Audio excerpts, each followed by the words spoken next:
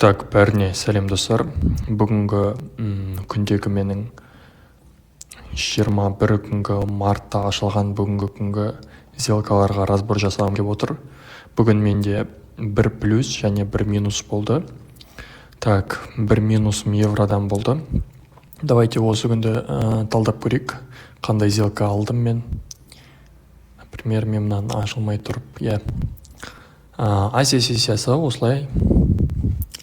осылай ашылып көрініп тұрды. Негізі күн очевидно 2-3 күннен бері контекст шорт еді. Оған дәлел бізде қазір үлкен таймфреймдерді қосайық. Біз мына жақта үлкен бір ликвидность шештік. Осыны шештік та. Осыны шешкен соң, оны тағы бір рет ресвип жасадық. Осылай ресвип жасадық. Және де бізде 4 сағаттық таймфреймде 1 сағатқа өтейік.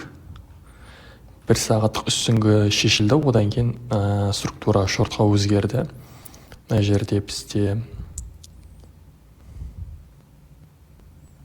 закрепті берген, в принципе, закреп берген. Так, закреп бермепті, кейін берген, бірақ одан кейін. Мына жерде бізде имбаланс толтырған, қарап отырсаңыздар. Имбаланспен жұмыс, және де осы имбаланс толтырғанда бізде мынау шешпеген, мынау Азия өзінің хайымен жұмыс жасаған. Мына күнді какой-то бір ликвидностьтер шешілген. И мына күні тоже ликвидностьтер шешілген. В принципе, қарап отырсаңыздар, контекст чисто шортқа қарай кетіп бара жатыр. Ал астында цельдар бар, ол мынау жерде бізде. Мындай негізі бұлар ПДХ ма, сондай қазір мен көрейін. ПДХ болған, мынау бүкілі дневной PDL-дар болған, кешіресіздер, ПДХ деп, PDL-дар болған, бір күндік таймфреймнің бүкілі лойлары. Так, қарап көрейік. И келесі күні да бізде, так, мынау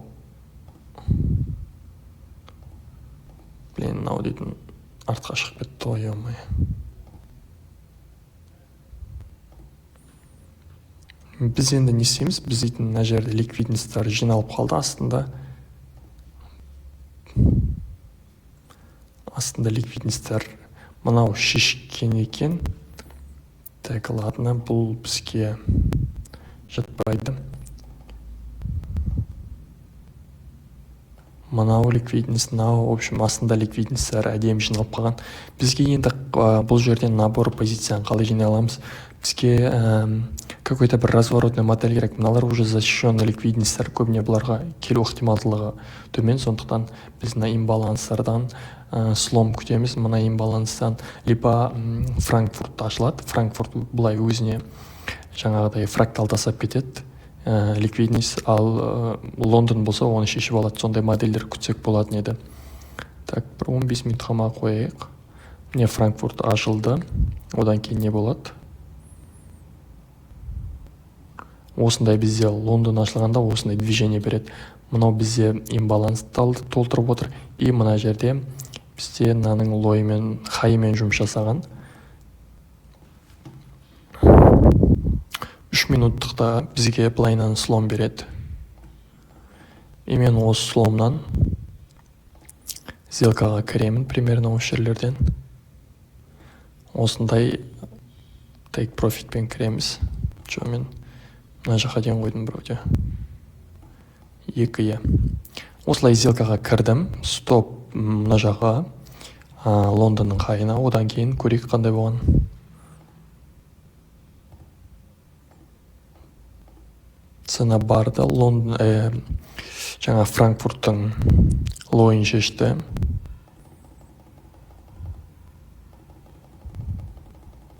Осылай консолидация жүрді, көп жүрді.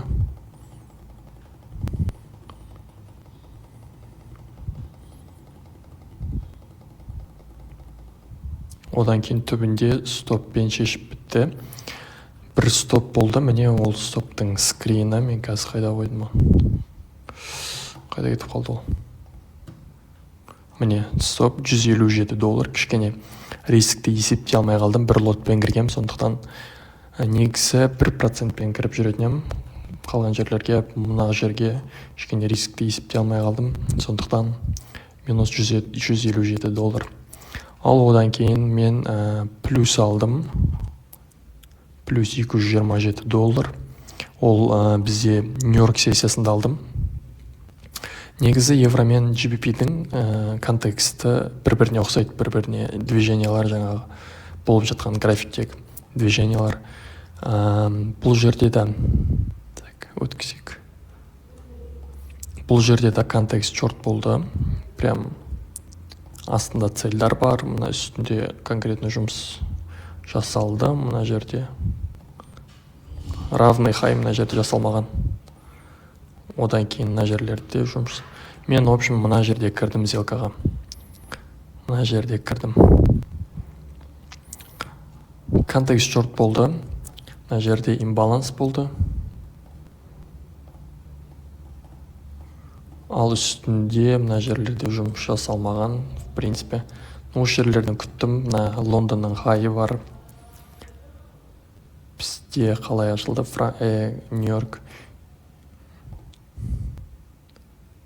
Нью-Йорк имбаланс толтырды. И одан кейін мына жерде бізге слом берді. Мен даже мына жер емес, мына жердің сломын күттім ау деймін вроде. Осы жерге дейін слом берді. Осы жерлерден кірдім ғой мен примерно. Осы жерлерден кірдім. Бұлайынан кірдім. Осылайынан мынаның. Жоқ, менде RR жоғар болған еді, что-то мынау. Қай жерден кірдім? Мен, значит, мына жерге дейін қойғам ғой. Осы жерге дейін ба қойдым примерно. Тейкті. Мен кішкене жоғары кірген сияқтымын, потому что менде RR почти 2 болып тұрды. Примерно осы жерлерден кірдім ау деймін. Мына жерде жазылып тұр барлығы. Жаңа скрин. Мына жерде жазылып тұр. 1.29.443-тен кіргем. 1.29.214. 443.